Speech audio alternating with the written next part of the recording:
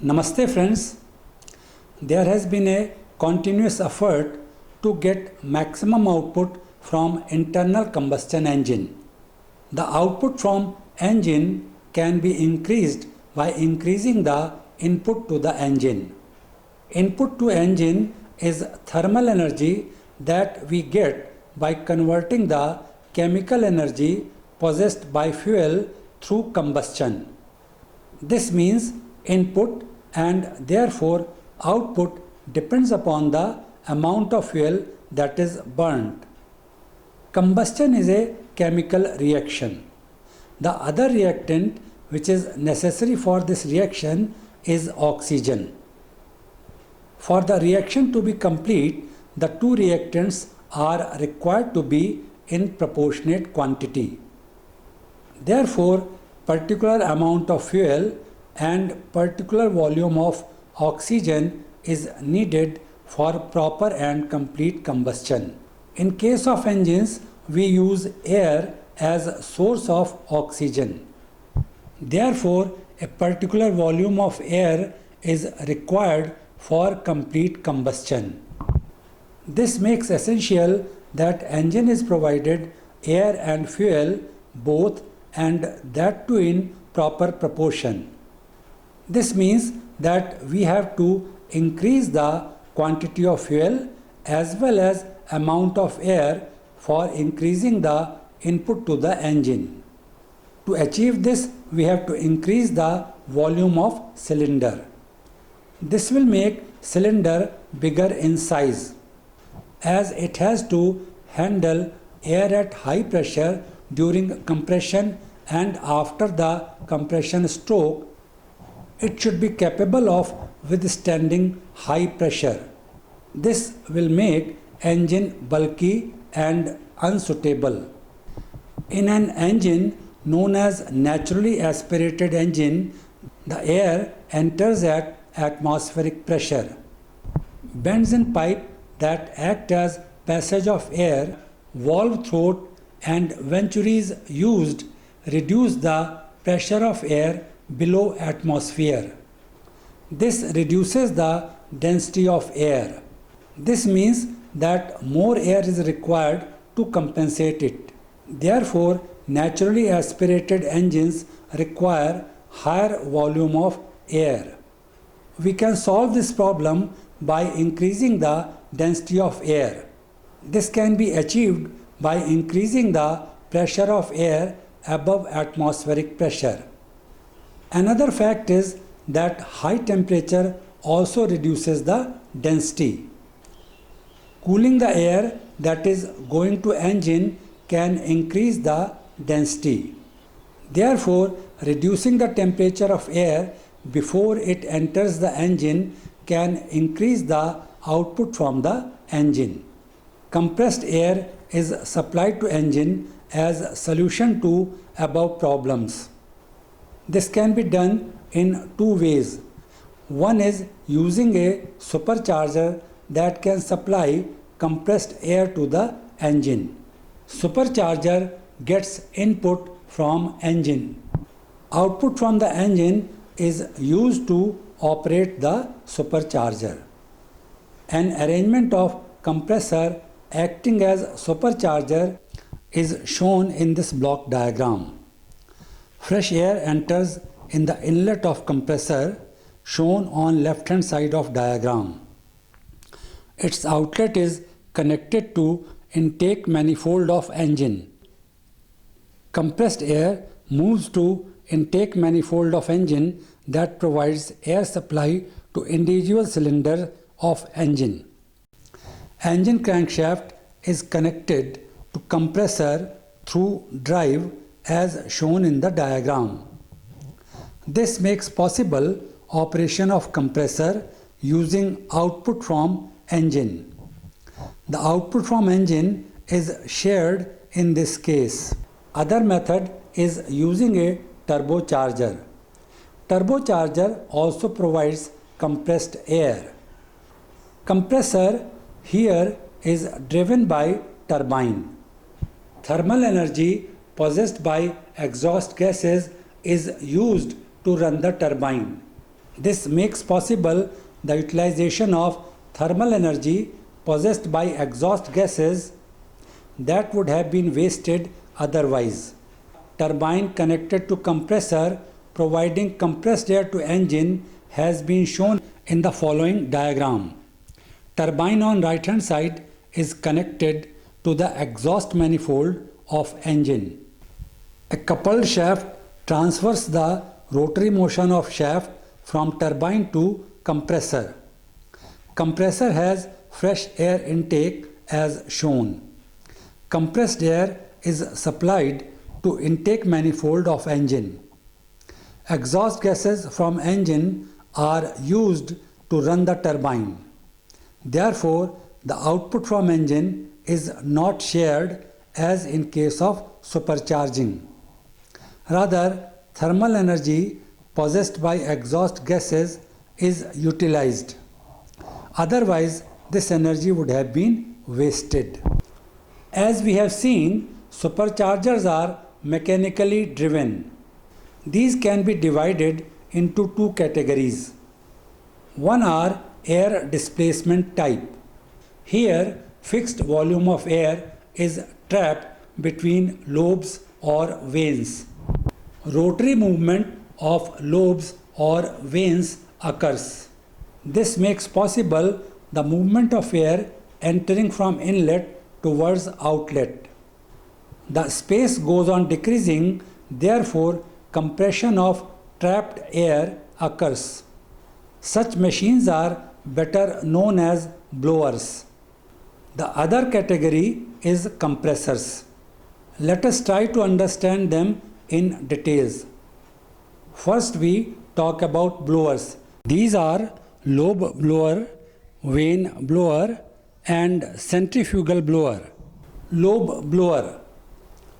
Under this classification, most common blower is root blower. It finds wide use in internal combustion engines. Root blower is provided with lobes. Air is trapped between lobes. The lobes rotate and compress the trapped air. The number of lobes vary. The use of root blower dates back to mid-19th century. These were used in mines for the ventilation of air. These were big in size because they ventilated huge amount of air. With time, they were used in other applications also, including internal combustion engines. In engines, because they are handling small amount of air, therefore their size is also reduced. Here I would be explaining a two-lobe root blower. Referring to diagram, it is a two-lobe blower. They are mounted on shafts and rotate inside casing. Their shafts are joined together through a pair of gears with gear ratio 1. Shaft of lobe in blue is connected to the crankshaft of engine through suitable drive. Therefore, this becomes driving lobe rotating in anti-clockwise direction.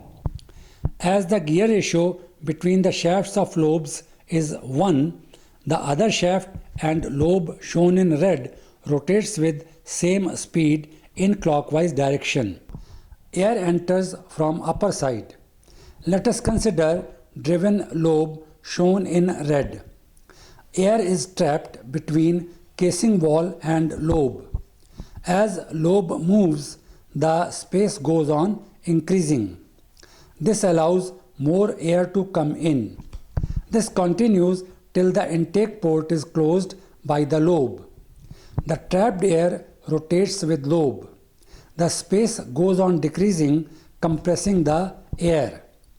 As the exit port opens, it goes out. Considering driving lobe shown in blue, entry, trapping, compressing, and finally exit of compressed air occurs in the same manner as explained above. The clearance between lobe and casing causes the leakage of air backwards. This is known as back leakage. This back leakage should be minimum for the proper working of root blower. Therefore, clearance between lobe and casing is kept minimum. Root blowers are not suitable for pressure ratio above 1.5:1. For higher pressure ratio, vane blowers are used. Vane blower. As the name indicates, these blowers have vanes. Number of vanes depend upon size of blower. Referring to diagram, AI is air inlet and CAE is compressed air exit. As shown in the diagram, there is an eccentrically mounted rotor with center C. It can rotate on a shaft about center C. Center of cylinder has been shown as O. Three vanes are uniformly placed about shaft at 120 degree. These vanes have been provided with housing and these can slide in and out in that housing. In and out sliding is achieved with the help of springs provided inside the housings. Therefore, the length of vanes can vary. This is essential. The reason is that for enclosing the air before and after compression, vanes should remain in contact with cylinder wall. Vanes are marked as 1, 2 and 3. In the diagram on left hand side, vane 1 is in lowermost position. Air is entering through air inlet AI in space between vane 2 and 1. As vane 1 moves further, air is enclosed in space between vane 1 and 2. Enclosed air between vane 1 and 2 is delivered at compressed air exit CAE in compressed form as shown in the diagram on right hand side. The volume between vane 1 and 2 goes on reducing in second half of cylinder. This happens when vane 1 has attained vertical position at top. Enclosed space between vanes 1 and 2 goes on reducing after this. This causes compression of air. Centrifugal blower. It has an impeller with vanes that rotates at high speed. The air is drawn and carried round between the vanes of impeller. In this process, air is compressed. Centrifugal force throws it into the volute casing.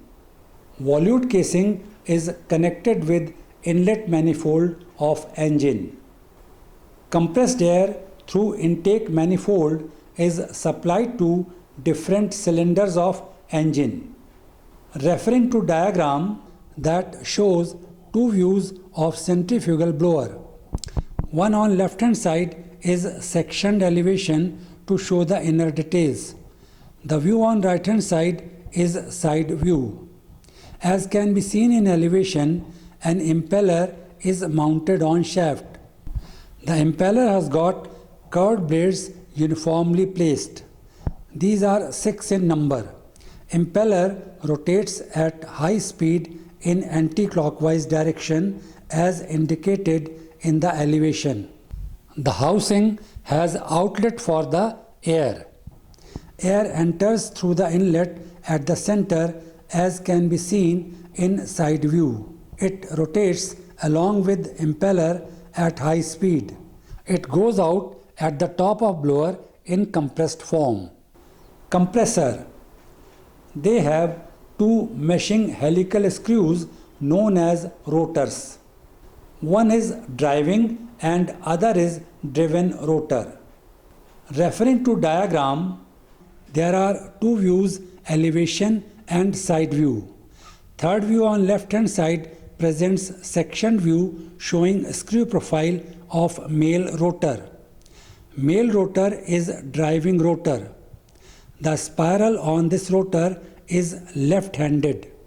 Screw profile of female rotor is shown in section portion of side view. Female rotor is driven rotor. Spiral on this rotor is right-handed. Elevation shows both male and female rotor meshing with each other. They rotate in opposite direction. Air enters from inlet on upper side as shown in diagram.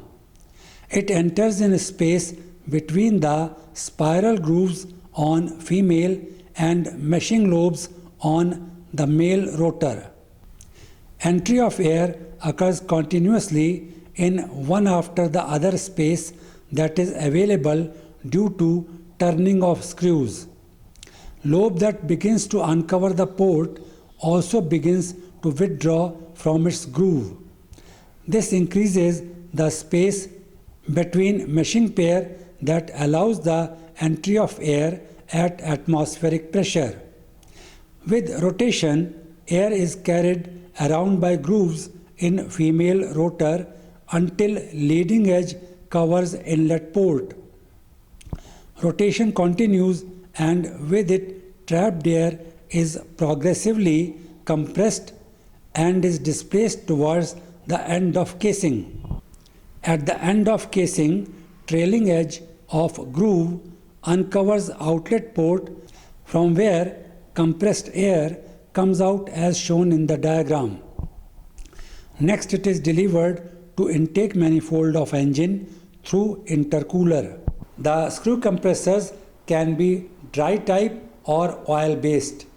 In dry type compressors, oil is not present inside it for lubrication. Here, timing gears are provided for precise alignment between two rotors. In the absence of precise alignment, air may leak that will forfeit the purpose of compressor. In oil-based compressors, oil is used inside the compressor for lubrication. This bridges the space between rotor and acts as hydraulic seal. This hydraulic seal prevents the leakage. These are rarely used in internal combustion engines. Turbocharging of internal combustion engine.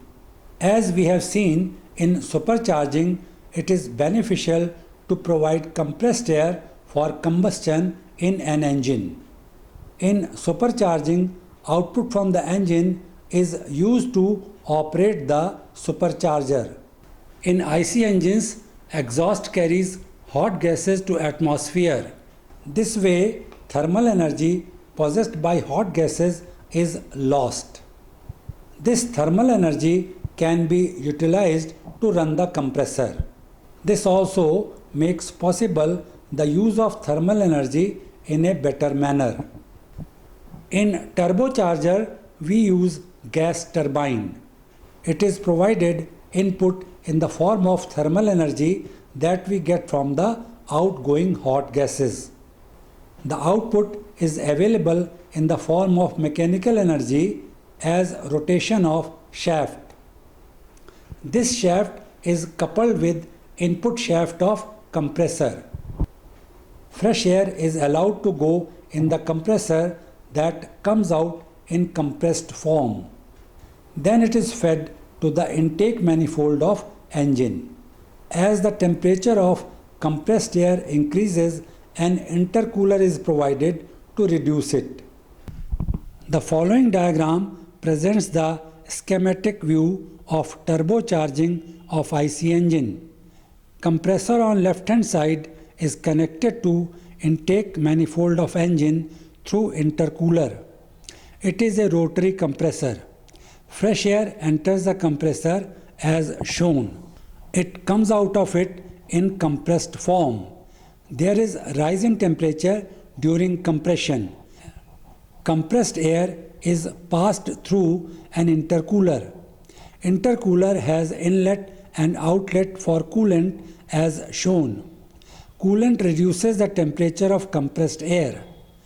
Compressed air at reduced temperature is fed to intake manifold of engine. From here it is supplied to engine cylinders.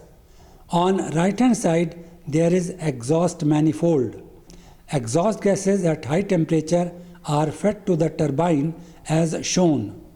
This operates the turbine. Turbine shaft is coupled with shaft of compressor as shown.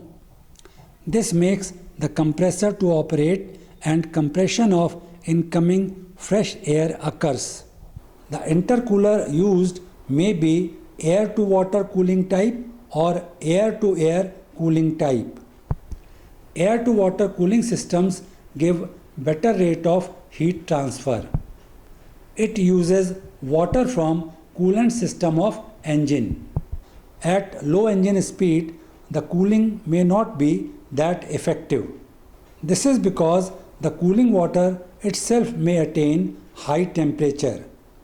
Because of lower coefficient of heat transfer, air to air cooling systems are bigger in size and therefore occupy a lot of space.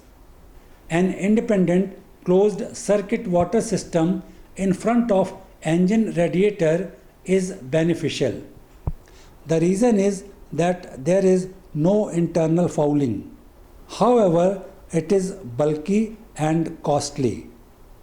Here we come to an end of discussion on superchargers and turbochargers. Thanks for watching the episode.